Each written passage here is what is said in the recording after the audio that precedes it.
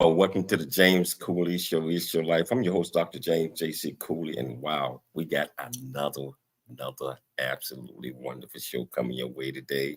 We got this guy, and Michelle gonna tell you about him a little bit later on. Named Joseph B Robertson. I tell you, his book that's just was released is. We're gonna talk a lot about that. And we're going to talk about a whole lot of other things as well. But I tell you what, I want to match up the radio station along with the television and the streaming networks at the same time. So, Kevin, let's do it. It's Your Life is sponsored by James JC Cooley. Life is a series of circles and cycles, phases and stages. These are your experiences that teach you the lessons of life. You can either ignore them or embrace them. Welcome to the James Cooley Show. It's Your Life.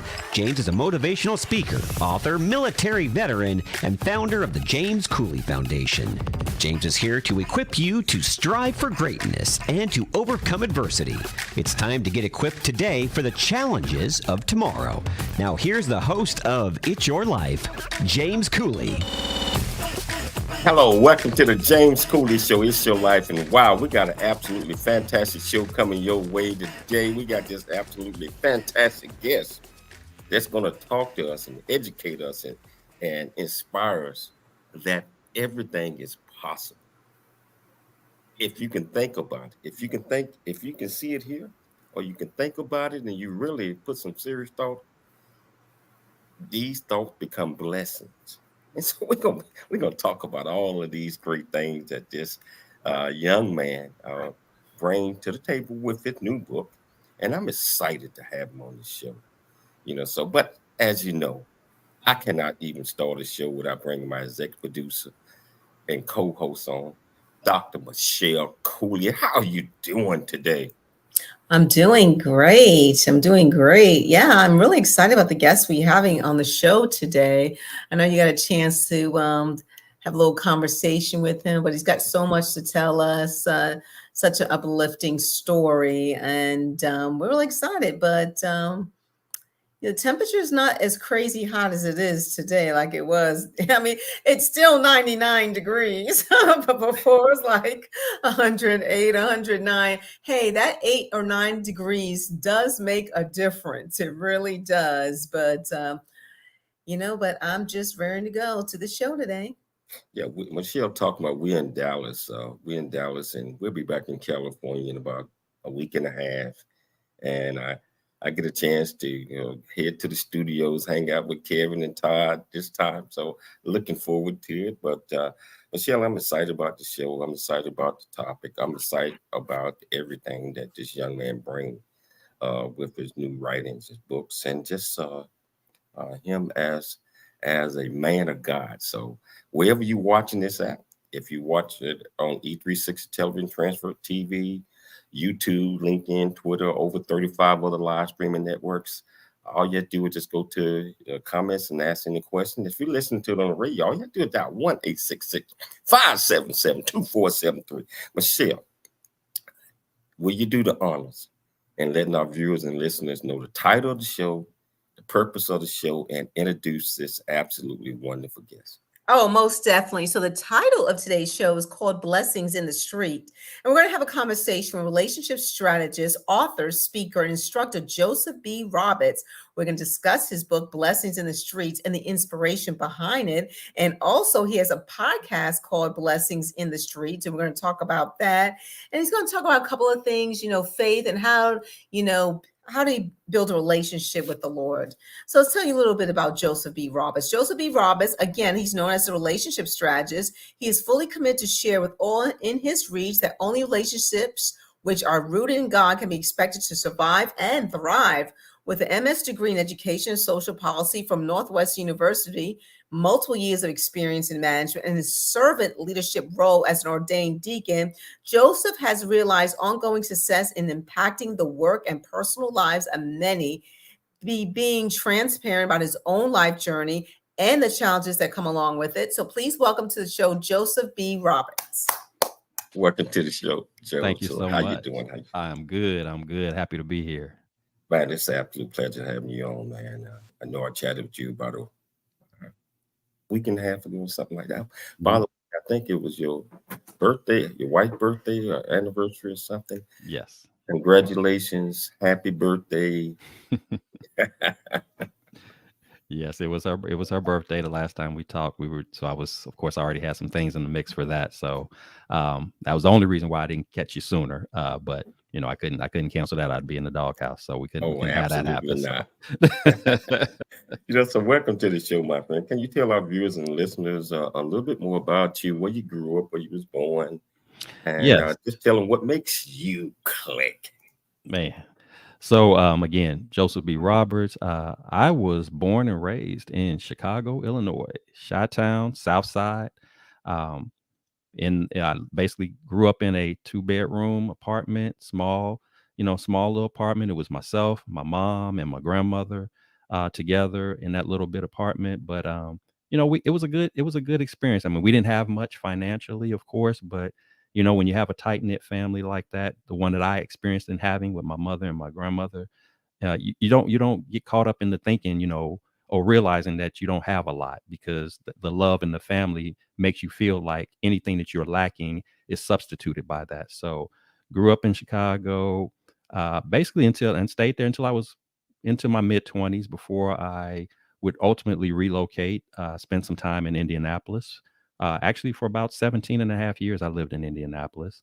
That is, of course, where I had an opportunity to meet my wife and actually have my daughter in Indianapolis before ultimately in 2013 we relocated and made our way to Dallas. And this is where I reside today. Just living life, one of the best decisions I could have ever made. And so, it's just been a great ride. Never imagined that, I would go through those transitions, but here I am today. And just in that space and place now where I'm trying to do everything I can to walk within my calling that God has on me. You in your early years, you pursue a career and all that good stuff. And there's nothing wrong with that.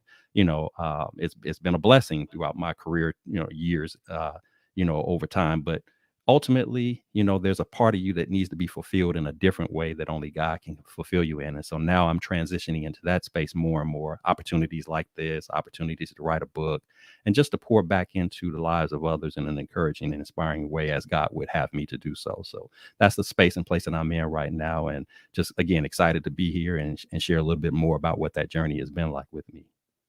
Wow. Yeah, you mentioned something that's so key to Michelle and I, and hopefully everybody is, living and walking in the light of the Lord, so he's going to guide and lead us. And that's so important in any decisions and anything that we do. It's so important that we follow our Lord and Savior, but that's just us. And hopefully everybody is doing that, so Joseph, how did your family and community inspire you to be the person that you are today? That's a good question. As I stated, it was just in the household growing up. It was myself, my mom, and my grandmother. So I'm a product of a single parent household. Um, and I one of the first things that stories that I mentioned in my book is the fact that my mother knew going in that she was going to be a single parent because I am a product of an extramarital affair. My dad was a little bit older than my mom, and she kind of got caught up in the moment of the relationship. And what comes out of that, of course, is me, a son. And so now she found herself having to raise me. Like I said, we didn't have a lot of money, but thankfully, my grandmother was there. And that's one of the stories that I mentioned in the book too. Is really interesting because my mother was initially a little nervous about sharing with my grandmother that she was even pregnant with me. And the turning point in that story, when my mom finally did share with her, she says, she tells my grandmother, hey, I'm expecting. And to her surprise, my grandmother says, well, if the dog can eat, so can that baby. And so, that sets the tone about what it means for family to just kind of come together and be one unit, even in the midst of what was already a challenging time for the two of them before me coming into the picture. Because like I said, they didn't have a lot of money to work with. They were already struggling. And now you have another mouth to feed. But, in terms of how that shaped me as a person, my mom, even though she was on her own, she made it a point to really make sure that I was in position to be great in life. And so there were three key things that she focused on with me. First off, it had to do with setting boundaries. So, I'm a kid from the 70s. So, growing up in Chicago, I grew up under the street light rule. Those lights start to flickering on, you better be heading home. I was limited as to how far I could go any direction. So I wasn't allowed to just sort of wild out and just do whatever I wanted to do and go anywhere I wanted to. She wanted to make sure that I was, safe and within a specific boundary. So I wouldn't just, again, get caught up in unnecessary foolishness of the streets. Also, my mom was very big on education. So again, I wasn't allowed to, take school for granted. I was expected to put forth my best effort in school. I literally, as a kid, used to have to leave my homework out on the table. She would check it, and if she checked it and something was wrong, or if it was sloppy, I may get awakened out of the bed to do it right. So it was setting that standard. But then, of course, probably the third and most important part of it was that she made sure that at an early age I had a relationship with God. And so going to church was something that was a thing that, it wasn't a discussion. You were going to go, and not only were you going to be there, you were going to be fully attentive to the sermon, the praise and worship and all of that. It's not like today where kids, go to church and they're allowed to bring video games or play on their phones and just sitting there just to just pass the time. No, you had to be actively engaged and paying attention. So I think when you combine those three things together, it really positioned me to be on a path to have a legitimate shot, because we know what the world is like, and we know that the world already has this projected view of what a young black man, especially the young black man of a single black teen mom. Hold that thought. Hold that Mhm. thought. We got to take a station break. Oh, But absolutely. I want you to hold that thought. A young black man of a single mother. So a lot of people don't know what that is. But we're going to take a station break. We're going to Absolutely. pick it up, and we're going to come back, and I tell you, we just getting off into getting the understanding of Joseph B Robertson. If you want to be part of the conversation, 1-866-577-2473, or go to the platform that you're listening on and just ask any question. It's your life, and we'll see you shortly after the break. There's more stories of greatness to help you overcome adversity coming up on It's Your Life with James Cooley. Hi.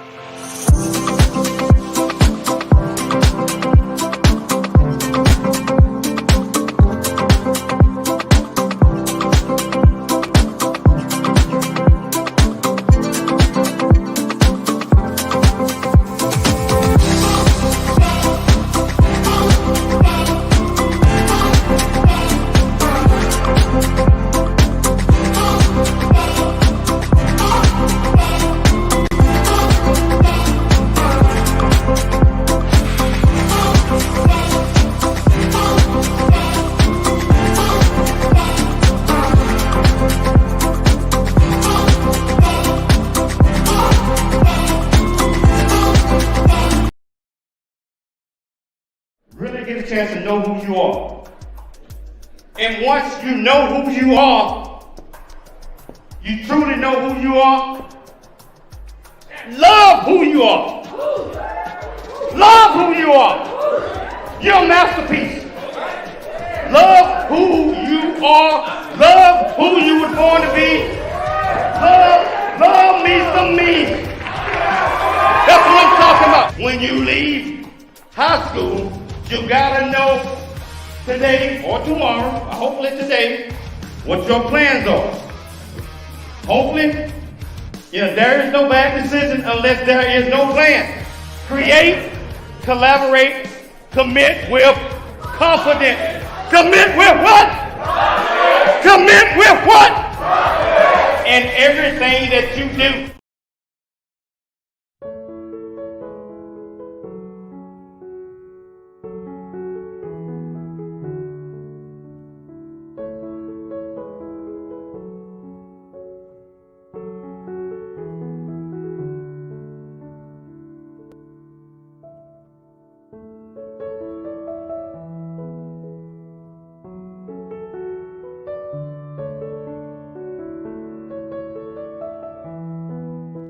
your experiences that teach you the lessons of life. You can either ignore them or embrace them. Welcome to the James Cooley Show. It's your life. Dr. James Cooley is a motivational speaker, author, military veteran, and founder of the JC Cooley Foundation. Dr. Cooley is here to equip you to strive for greatness and overcome adversity. It's time to get equipped today for the challenges of tomorrow. Now, here's the host of It's Your Life, Dr. James Cooley. Hello, welcome back to the James Cooley Show. It's your life, and I'm just sitting here, just getting a better understanding of this absolutely fantastic guest that we got on today. We're talking about Mr. Joseph B Robertson, and I tell you, he's just educating us and telling us a little bit about life in general, especially from a single mother perspective, and just having kids and not having a whole lot, but you always got family, and family is always there to help bring you in, help raise you, help comfort you, help you understand what it's going to require to make it in life. And so I tell you, so that's what we're talking about right now. And if you want to be part of the conversation, all you have to do is just go to whichever platform you're watching this on, or a radio that you're listening on, and just join into the conversation. Mr. Roberts, I want to pick it back up where we left off at, because you were saying that, being born into a single mother, and everybody had to do certain things, especially when it comes to educating and making sure that we're doing what we're supposed to do to help build our foundation. And you said many times you had to leave your homework on the table to make sure that someone was going to check it, but they're going to check it anyway. Mm-hmm. Can you pick it up from there? Yes, absolutely. Like I said, my mom was big on education. She was big on setting those boundaries as far as where I can go and what I could do. And then, of course, big on incorporating me having a relationship with God. And so, as I was sharing earlier before the break, going to church was not an option. It was something that was expected of you. You were expected to be fully attentive. You were expected to participate. You were expected to learn from it. And so when I think about that foundational basis of church, that foundational basis of having a good education, that foundational basis of just having boundaries set for you, it positioned me in such a way to become the man that I am. It allowed me a chance, a fighting chance, because when you grow up in an inner city neighborhood, and particularly grow up in an inner city neighborhood as a young Black man of a young Black teen mom, the world's perspective, the world's stats say that, kids like me don't make it.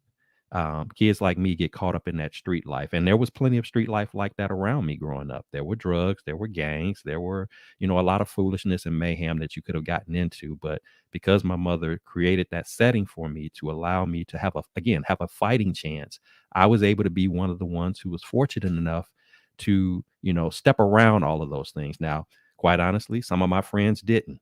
I have friends who, didn't quite make it the same way that I did, and ultimately may have found themselves in the, correctional system, or in some instances, unfortunately found themselves in a grave at an early age. One of my very best friends growing up was killed in a drive-by shooting when he was 17 years old, just sitting out in front of the house in his car. So when you see things like that, I can't help but to thank God and be blessed, and grateful at the fact that my mom had the foresight and thought through it enough to know that, hey, my son is already going to have the world coming at him. Let me put him in the best position to be able to fight the good fight and be able to make it through and navigate through. And as a result, I was able to complete my education. I was able to go on to college. I was able to get my bachelor's degree, and ultimately able to get my master's degree, and live long enough to have a life where I would get married and become a father and have a career and write a book someday and be on platforms like this. Things that I couldn't have imagined or even understood why my mom was doing things the way that she was doing. Sometimes you feel like you're taking my fun away, or you're being too protective. But now, as you get older and you're more seasoned with the journey of life, you understand, oh, this was necessary. This was all to get you where you need to be. But more importantly, God was behind it all along, because it wasn't supposed to work out, at least according to worldly standards. But according to godly standards, that's a whole different ball game that we're discussing here. And so here I am, able to testify, able to share my story today as a result of him and of him putting into my mom what she needed to know to be the best mother that she could be. Wow. You are a relationship strategist. Can you tell our viewers and listeners exactly what that is? Yes. I think what's key to understanding about the concept of the relationship strategist, this was something, of course, that I came up with as my name, as my tagline, if you will, to who I am. And what I want people to understand about relationship strategists, it's more about how you function than it is about a particular title or position. You don't like grow up to quote unquote be a relationship strategist. This is not something that you study in school to get a degree in relationship strategies. When I speak about relationship strategists, what I'm talking about from my perspective is I am someone who has grown to understand that in order, again, as was mentioned in the introduction, in order for your relationships to strive and thrive, I don't care who those relationships are with. I don't care what the relationship is with. If you, in order for that to strive and thrive, God has to be the foundational basis of it all. So when I call myself the relationship strategist, what I'm saying to you is that when you engage with me, whether it's in a speaking format, whether it's in an instructional format, whether it's in a leadership format, the way I carry myself, the way I conduct myself, it's all going to be driven by the application of godly principles. It's a lifestyle more so than it is a position or a title. And so when I do have opportunities to, let's just say, for example, to lead, which I've had an opportunity to do that for decades, I always, took pride in meeting people where they are, but more importantly, being able to pour into people in a way that's about uplifting and encouraging them and supporting them and treating them in a way that God would have for me to treat them, not just treating them like a stat on a report, not just treating them as a random employee. The same goes into being a father. I want my daughter to feel comfortable to be able to come to me about anything, not feeling like that she comes to me where there's this judgment zone that's in place, but that she can come and be her true, authentic self, tell me how she feels, tell me what's going on, and I can relate and pour into her accordingly. Same happens as a spouse. Same happens when you're dealing with your finances. Same happens when you're dealing with your friendships. It doesn't matter what you're talking about. When you are a relationship strategist, from the perspective that I'm speaking of, you are living a life that is in alignment with how God would call for you to live your life and how he would call for you to conduct yourself. Now, as I say all of this, am I here to tell you that I'm perfect? No. Am I here to tell you that I don't, make mistakes sometimes, slip up? We all do, because none of us are perfect. But I'm always able to come back to that base, that principle, because of that relationship with God, I know that even in my slip ups and my missteps, he's always there to dust me off. He's always there to pick me up and say, hey, let's give this another try, Joe. We're going to get it better next time. We're going to do it right the next time. And just knowing that and having that reassurance means it means everything to me. And it keeps me encouraged. It keeps me motivated to continue to try, continue to fight, to continue to just be a better version of who I can be, but at the same time representing God. Especially in these days and times where you think about corporate America or school spaces where the discussion of God is taboo. Well, we don't do that here. Well, I don't have to walk around the workplace. I don't have to walk around anybody's school or any other place carrying my Bible in hand. All I have to do is walk in a way that mirrors who God is. And I have the same effect, and I can reach everybody, whether you are a person who goes to church 7 days a week or whether you are an atheist. You still get that experience from me either way, because that's how I'm carrying myself. That's how I'm conducting myself. And that's what I'm radiating to you, hopefully in a way that it touches you, it inspires you, it encourages you to be a better person, to be more in alignment with who God is and what he calls for all of us to be. Wow. Well put, my friend. Well put. Let's talk about your book. Mm-hmm. I know you and I in the green room chatted a little bit about that. Can you tell our viewers and listeners who inspired you and what inspired you to just carry on, finish the job, and write this remarkable book? Absolutely. So the book is called Blessings in the Streets: When God Leverages Our Valley Experiences. And so the concept of the book actually originally stems from a conversation that I had with my mother about 1.5 years, 2 years prior to her passing.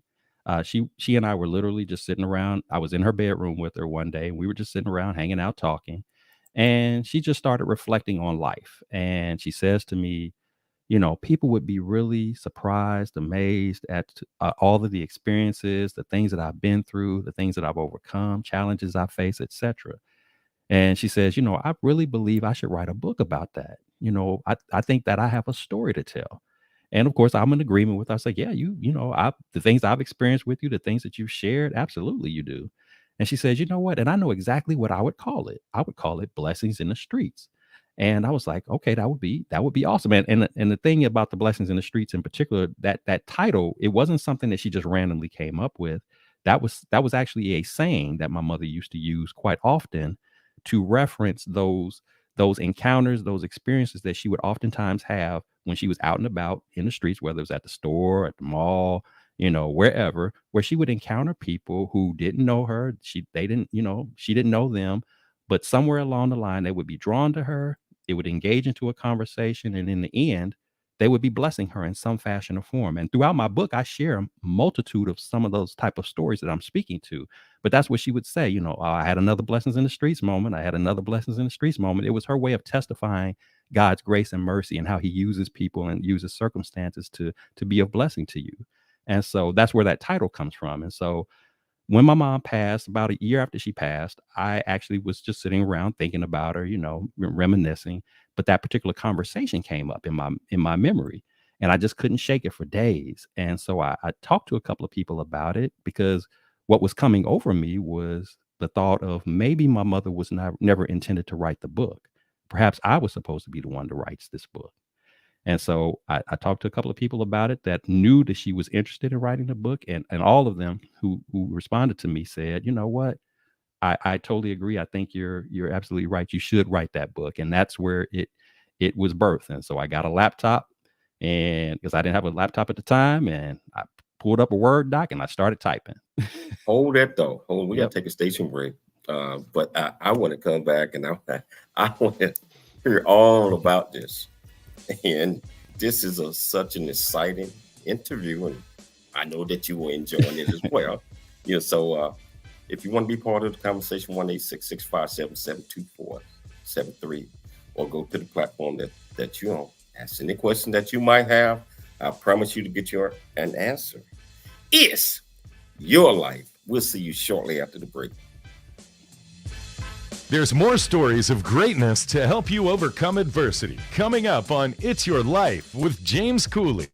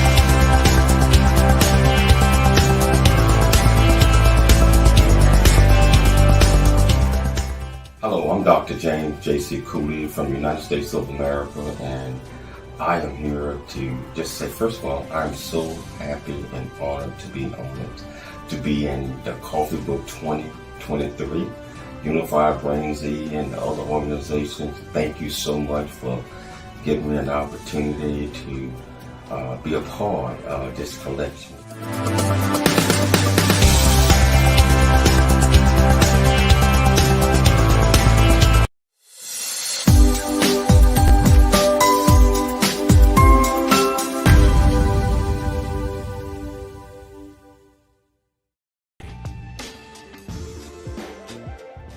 Hello, welcome back to the James Cooley Show. It's your life, and I'm just sitting here just enjoying this conversation with Mr. Joseph B Robertson.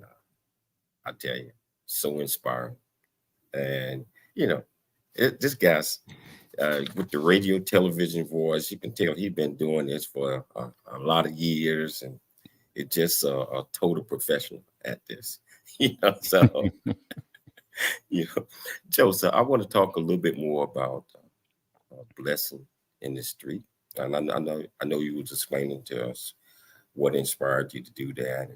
And do you feel that since you got this out there that you carried out a legacy that your mother had birthed with that thought? If so, tell us about it. Yes, I absolutely do. I mean, when I wrote the book, for me, it was dedication to her, the mother that she was, the woman that she was, the friend that she was. As I share with you, my mother and I couldn't have been any closer than a mother and son could be. I mean, we've shared so much together. We've hugged it out. We've cried it out. We've just been there for each other when nobody else was. We've shared some of our happiest moments and some of our darkest moments together. And so, this was an honor to her. This was to recognize who she was and what she meant to me. It was to honor that memory. And so, absolutely, it was a legacy moment for me to fulfill what she had set forth in her mind of wanting to do. And like I said, because prior to that, I never had an aspiration to be an author. I've always been pretty decent at writing, but never did I imagine putting together a book. So for this to be my first book, that's special. And to know the significance behind it, the storyline behind it, that it's honoring my mother and our relationship and the things that she's gone through and some of the things that I've gone through, and just blending that all together in a very, like I said, a very transparent and authentic way. It just means the world. And, even my daughter, had a chance to read the book. She's only 15, but there were things that she had an opportunity to learn about her grandmother and to learn a little bit about me and what that relationship was like. It just adds another layer to it all. So, and explains even some of her personality and what she's made of, and why she thinks the way she does, and certain mannerisms that she has that she's gotten directly from her grandmother.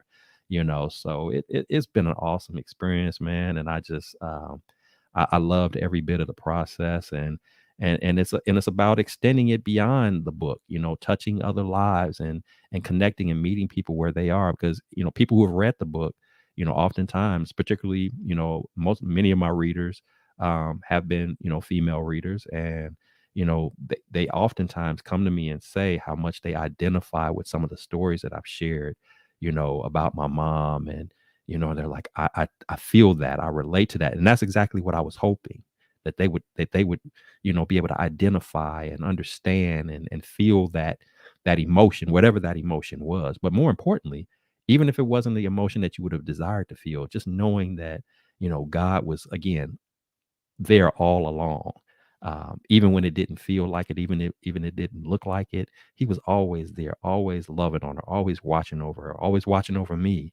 And so it gives people hope. It gives people, that encouragement that they need to know that even during difficult times, that there's still an opportunity to rebound, to be redeemed, to have that bounce back moment, if you will, and be okay.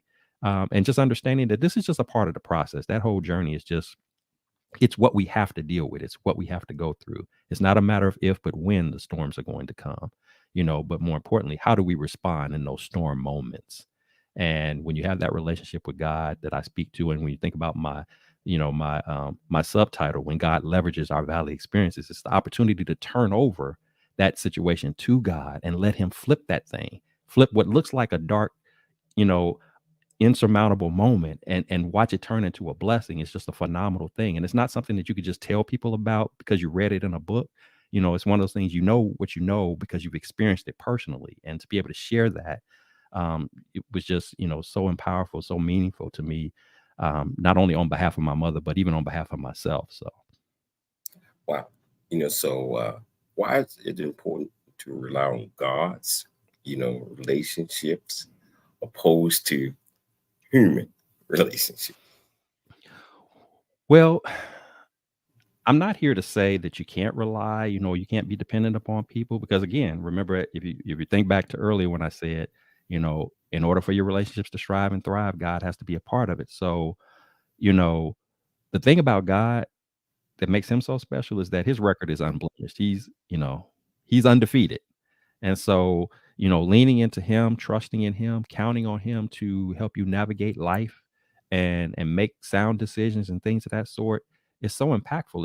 It's so powerful, because again, that's a guaranteed victory for you. Now, God understands that we are in our human sense because we can't see him. He also has the ability to put us in position to connect with people who are in alignment with his thinking, who are also in relationship with him. So again, that's why I say, even with your relationship with friends, it's not so much about you having hundreds of friends. You can have a select few, but if they're on that same path, if they also have a relationship with God, if they also value and understand the significance of that, then now what God has done is he's placed a circle around you of people who you can call on, you can rely upon, people who you can be vulnerable with, people who won't judge you, people who will keep it real with you. When you need that sound advice, they'll actually tell you what you need to hear, not what you want to hear. But they'll, even in that moment, they'll do it in a loving, authentic, significant way that's going to benefit you. So yeah, I mean, again, it all comes back to the relationship. And again, that relationship, the foundation of it all begins with being connected with God. So can you tell our listeners, in your opinion, how does this book, Blessings in the Street, help you build the relationship with God and maintain, even when you're going through trials and tribulations? Yes, absolutely. I think the way that the book helps is, again, it has to do with the fact that the stories that I share, um, they're all regular, everyday type stuff that people go through. And so that's what helps to make it relatable. And that's what I wanted it to be. I tell the story in a way where I address everyday topics like, you know, love, happiness, grieving, loss. The gambit just goes on and on and on. Difficult, challenging times financially. What does that look like? What does it look like when people that you thought were friends don't behave friend like to you? I think when you lay out in an authentic and just a relatable type of way to people, it helps them to make a connection, because they can identify with that stuff. And that's the beauty of being transparent in your writing. And you and I talked about this a little bit in the green room, where I said I didn't want to write a book where I tried to create this fantasy world of everything was just flawless and perfect, and rainbows and stars in the sky, and it was just an all wonderful thing. Nor did I want to write this book where everything was just miserable and dreary, and like as if I was seeking a sympathy party or anything like that. I wanted to just keep it real.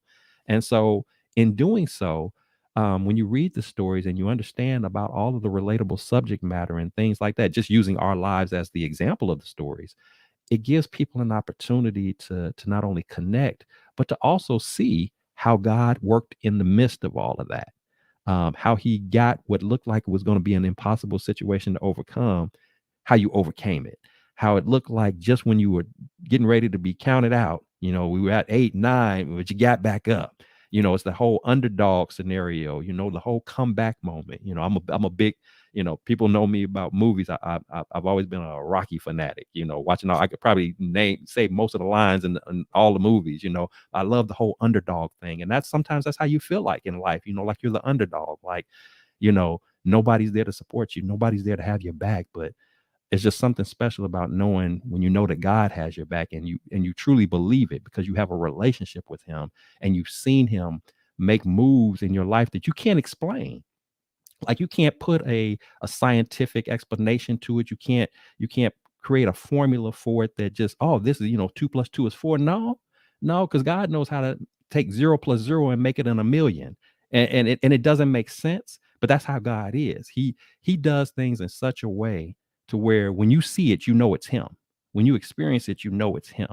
And that's what the story does for you. It shares with you using real life stuff, sharing with you how God has moved. And it's not it's like a spooky type of thing. It's just, no, this is just how God is, and why it's so important for you to make that connection. And I was very deliberate, even in the chapter headings that I created, they align with what I refer to as the 12 steps of building and leveraging a relationship with God. It takes you on that journey because it's a process. You don't just overnight become intimately connected with God. We all are at different spaces and stages and places in that journey. You just need to know where you are and what is required next of you to make it to that next level, to get a little bit closer, to be more connected, to eventually you get to the point where you completely surrender to God, where you basically, from here on out, I'm just letting it all out on the table, and whatever God chooses from me, however he chooses to lead me, I'm just going to let him do his thing. And I'm no longer worried. I'm no longer stressed. I'm no longer panicking. I'm no longer filled with anxiety. I'm just going to let him do what he does, because I know in the end, he's a sure bet. He's a sure bet to win. He's a sure bet for me to be victorious in life, no matter what. And I'm going to be blessed as a result. So you're going to be blessed. And, we'll hold that thought. We're going to take a station break, but wow. This is so wonderful. This is so inspiring. This is also so uplifting. Yeah, so our viewers and listeners out there, if you want to be part of this great conversation, it's not too late. Pick up the phone, 1-866-577-2473, or go to the comments. Ask this great man any question that you might have. I promise you, I'll get you on It's Your Life, and we'll see you shortly after the break.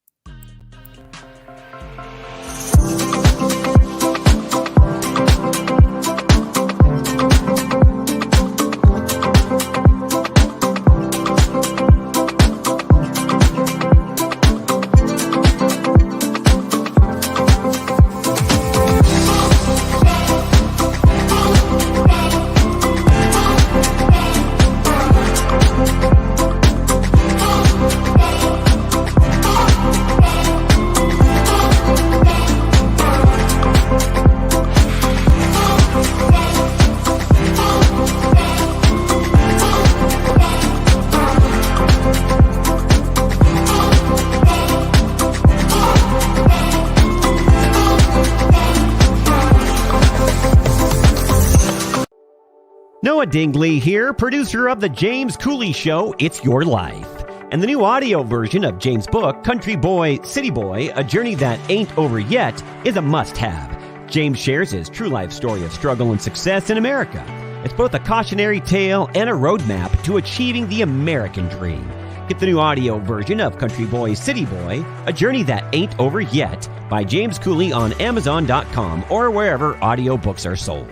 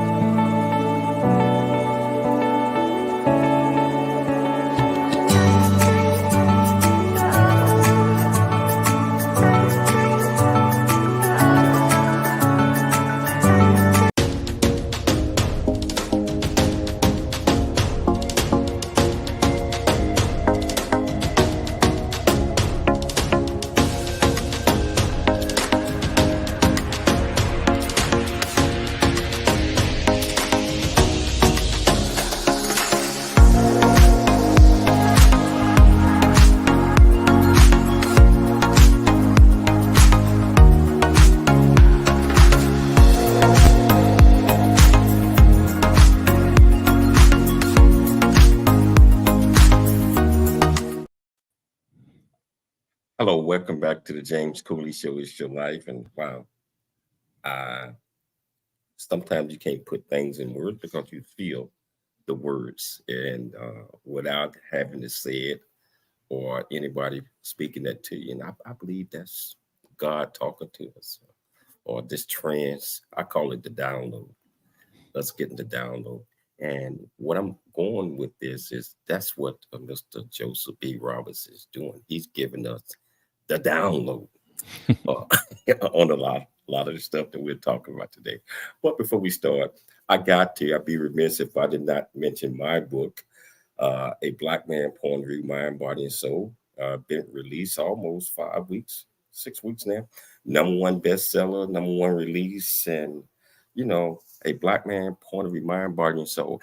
My book is about the struggles of what we had to go through our ancestors, how in generation, 400 years of slavery, 400 years or being taken away from our country and sent to foreign countries, and how we endured those things. A lot of people are like, wow, that's just bad. It was bad. But the book also tells you how to learn to love, not hate, how not to live the past, but accept the future, and just forgiveness. It's all about forgiveness. It's a roadmap about love, and love everybody. Black, white, green, purple, and gold, doesn't matter. We love everybody. So you can pick up my book anywhere where books are sold, Amazon, Barnes and Nobles, wherever. So I want to get that out the way. Joseph, I want to get back to a couple of things that you said about sometimes we feel like we're betrayed and we just want to give up. We're talking about God. Want to give up on things, thinking that God might have forgotten about us. I know in your book you talk about those things, and on your podcast you talk about some of those things. Let's pick it up with that. Yeah. It's a real talk when you can say, when you go through some things, sometimes you do feel like not only that people around you have forgotten you, but it is possible for you to feel like as if God has neglected you. And I guess the reality that we have to understand is that, God never, of course, neglects us. He never forgets about us. Now, there will be moments and times when God will have to isolate us. I've gone through periods like that where God had to sort of put me to the side from everything else and everybody else. And when he did it, it didn't feel good. It didn't make me feel like, sometimes I may have questioned sometimes, does he still care about me? But again, in my walk with Christ, what I've learned to understand is that in those moments of isolation, it's actually an opportunity for God to just have that one-on-one time with you, where your mind is clear of the distractions, clear of everything else that you were giving a lot of attention to. Sometimes he has to put us in that isolation moment where he can really talk to us, and where we can really take in what it is that he's trying to show us, what he's trying to reveal to us, the direction that he wants us to go. And so anytime you find yourself in such an isolation moment, or just going through a difficult time, it's so important to not necessarily look at it as God picking on you, God forgetting about you, God mistreating you. It's your spiritual workout. It's your spiritual, training program, if you will, where God has to tap into every spiritual muscle and being about you to prepare you for what he has in store for you. Because what he doesn't want to do is he doesn't want to give you a blessing prematurely that you're not ready to receive. And so sometimes we have to go through challenging moments. And again, those challenging moments don't always feel good. Sometimes those challenging moments involve death. Sometimes those challenging moments involve loss. Like I said, loss of a job, loss of something. Something has to be taken away from us. Something has to be stripped from us so that we get to a point of total surrender where we say, okay, Lord, I can't figure this out. There's not enough money in my account to pay my way out of it. There's not a phone call that I can make to talk my way out of it. There's nothing that I can do on my own strength and in my own being to do. So sometimes he has to break us down to that point so that we lean into him. And then that's when he says, okay, now that I have your attention, let me show you how we're going to leverage what you're going through. Let me show you what I can do, how I can take what you see as a loss, what the world would see is counting you out, that you're done for. Let me show you how we're getting ready to flip this thing, and I'm getting ready to catapult you, launch you into a new lane of blessings that you have no idea of what's in store for you. But I have to take you through this process. I have to take you through this sharpening, this shaping, this molding, this tweaking, this modifying to get you ready and set for this moment that I have for you. And so that's why I tell people, don't look at it as, oh, my life is just spiraling out of control. No, it doesn't necessarily mean that your life is spiraling out of control. It just means that God is just working on you. He's working on you, and you just got to ride out the process. Just know that you don't do it alone, that you have to do it with him. He's your best partner. He's going to help you navigate through the storm. See, if we go through the storm by ourselves, then yeah, it's going to hurt. We're at risk of being destroyed and consumed. But when he's walking through the storm with us, when we're locked arms with him, now he can navigate us to the left, to the right. He can tell us when to duck, go up this way, that way. So when we come out of that storm, we come out stronger, we come out wiser, we come out even better than before. And over time, you get so good at it that you don't look like what you've been through. You master it to the point to where people won't even know that you've been through anything unless you verbally tell them. That's what, that's the true meaning of that saying, I don't look like what I've been through. That's when you really know that you can speak that in truth, because you have trusted God to navigate it. It wasn't something that you did in your own strength and your own abilities. You allowed him to take the lead. And I promise, I know I can speak for myself, and I'm sure you can as a man of God. Anytime I've allowed God to take that lead and I took my hands off the wheel and let him do it, again, he's undefeated. I could sit here all day trying to think of a time where he let me down, and I'll still be sitting here without a response out of my mouth when I let him take control of the situation. It's when I took control of it, when I tried to do it my way, or when I tried to change the plan up, that's when you get, knocked in the head. That's when you get tripped up, but when you let it go, when you let him let God, then now you got a whole different outcome, and it's so much better. What you get out of it is so much more refreshing, so much more fulfilling, because he was behind it, and he adds that extra something to it that just makes it phenomenal, mind-blowing, unexplainable in human terms. That's why he's God and God all by himself. So it's a process, it's a journey, and but it's a necessary thing that you have to go through if you want to live the fullest and most impactful lives that we have to live, because we were all created for a purpose, but in order for us to identify what that true purpose is, and in order for us to serve at the highest levels, God has to be a part of it. He has to be in the mix of it. And you didn't hear me sit here and quote a whole bunch of Bible scriptures and all that. It's not about all of that. I mean, his word is his word. You need to spend time in it. You need to spend time in prayer.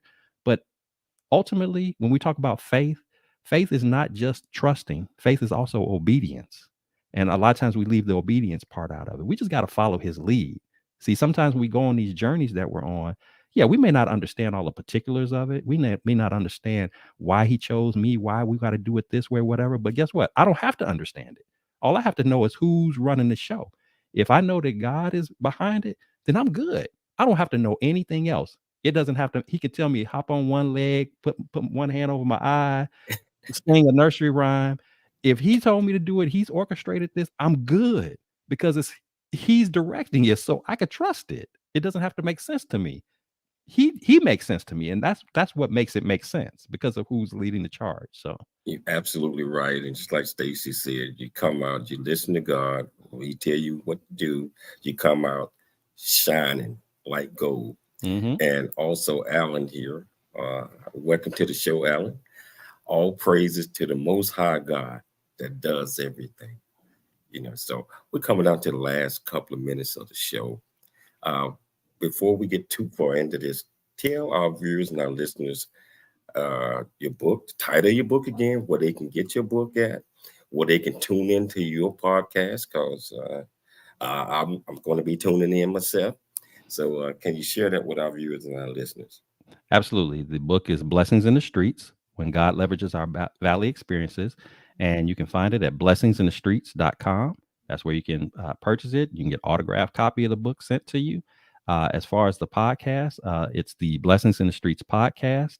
And that is incorporated with my YouTube channel. That's the title of the YouTube channel, Blessings in the Streets podcast. You can Google it or go straight to YouTube and find it and subscribe. And like I said, right now we have there are episodes that are specific to the book, And I've just started the episodes where I'm doing my live interviews with people who are sharing inspiring and encouraging stories. Again, being very transparent, being very authentic, covering a gambit of topics and subject matter that are very relatable, everyday type stuff. So I encourage you to tune in, check it out. We just keep it real. We keep it light, and I tell all my guests, just speak. That my only ask is that they speak from the heart. We know technology is technology. So sometimes you have a little glitch, a little blurb there. But if that don't get you caught up, that don't get you all bent out of shape, and you're just there for a powerful message and a powerful story, then tune in. I welcome you. I receive you. And even if you have an inspiring story yourself and you think that you'd like to possibly be on the show, feel free to DM me. I'll be more than happy to talk to you about how to do that and be a guest on the show. So I welcome that. Welcome that. Hey, I want to thank you so much for taking the time to come on the James Cooley Show. It's Your Life. You got an invitation to come back. I like to thank Dr. Michelle Cooley for putting together another absolutely fantastic show.